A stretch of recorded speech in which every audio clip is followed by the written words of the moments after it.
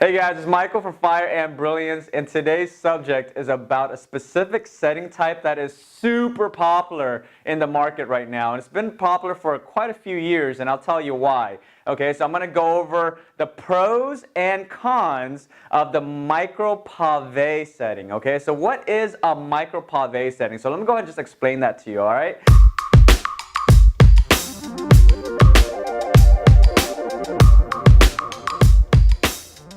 So I've gone over this, in a few of my other videos in the past, but just to clarify, basically a micropavé setting, there are different types of pavé setting, but the main idea is that basically people that actually want a micropavé setting, they're looking for stones that seem as if it's floating. So in other words, the main idea is to reduce the metal as much as possible. So the way stones are actually set into the metal, they actually slice and dice the metal very thinly.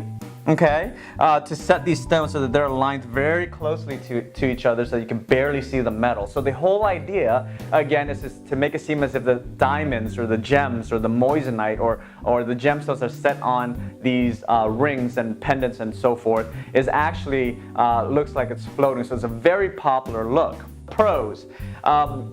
The design aesthetics, that is the main reason why most people pick micropavé, okay? It's because it's beautiful and delicate, it's thin and petite. Again, it looks like, the accent gems, it looks as if it's floating, right? There's minimal metal, and it pairs very well with many different types of settings, okay? So it's very nice, it's very popular. It gives off a very elegant look and feel. The stones really pop, the gemstones really show, the metal is very minimal. The overall aesthetics is very, very, very, very beautiful. So that's the big pro. Now, what is the con, okay? So there's actually a con to a micropavé setting as well. So there's some give and take here, okay? So the main reason, okay, the main con, if you will, is that there's a high increased chance that the stones may fall out over time. Okay, so again, it's because since the metal is very thin and you have to slice and dice it, there's very minimal amount of metal that's holding these gemstones together.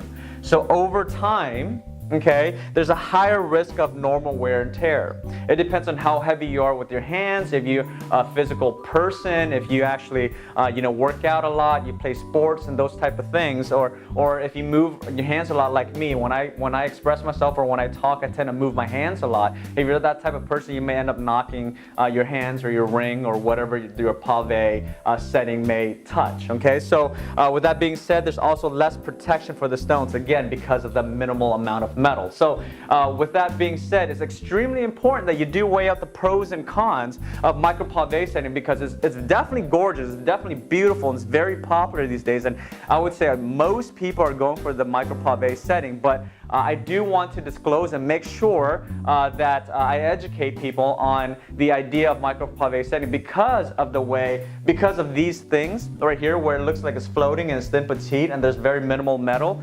There is a reason that you're taking the risk of the stones falling out as well. But the good news is this, okay? There are solutions to the problem, all right?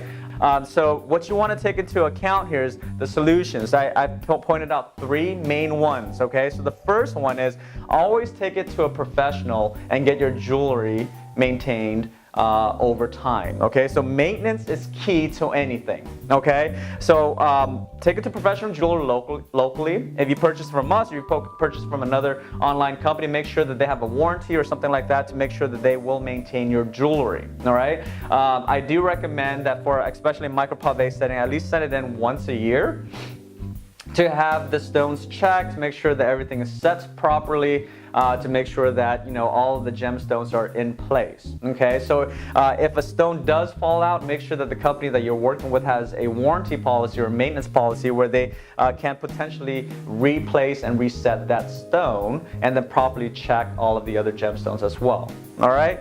The second thing, wear with caution and just be mindful. Okay, so you know, if again, if you're a person like me where you're very expressive in terms of moving your hands around, be mindful if you're wearing your jewelry. Okay, and if you are a physical person where you like to work out, you like to play sports, you like to do outdoors activities, you know, just be mindful. The best thing to do is just take it off. Don't wear it for that day. Okay. In other words, if you are a boxer, don't wear it when you're training. Right? You want to take that off. So so these are the three main things as to how you can solve this specific type of design, which is the Micropavé. Okay, and I do want to emphasize that this possibility of stones falling out, it's definitely an industry-wide thing. You know, it's a design thing. When people, they want this specific design, but then, you know, also at the same time there are cons to it. So it happens industry-wide. So therefore there are solutions that you can take on for and take action on, in other words, to make sure that you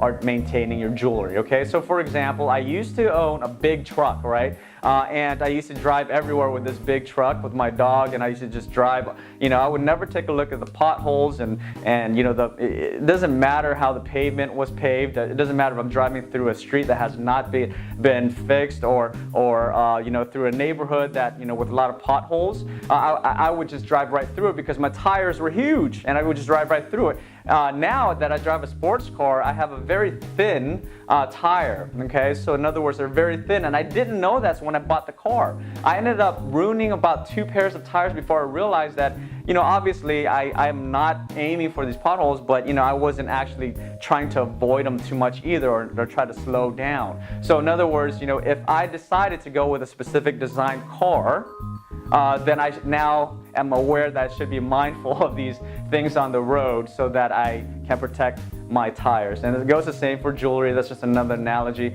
as to your preference versus what you need to do to maintain that preference type. Okay? So with that being said, I hope you enjoyed what you like. Or what you saw here. Okay, so you know, we are doing this just for you. Again, if you haven't checked out our JCK video that we went to last week, we didn't get to post a video because we were there, but we did kind of show you a little bit of what we do behind the scenes, so I hope that brought some value to you. Okay, so if you haven't subscribed to the channel already, definitely subscribe to the channel. Our goal again is to hit 10,000 subs by the end of the year. So if you can help us out, I would definitely appreciate it. And if you want to leave a comment, hit the like button and definitely leave a comment. Let us know what you like, what you don't like. Let us know if there's a topic you want us to cover. We'll be more than happy to entertain that and see what we can do for you. Okay, so thanks again from the Fire and Brilliance team, and I'll see you later. Goodbye.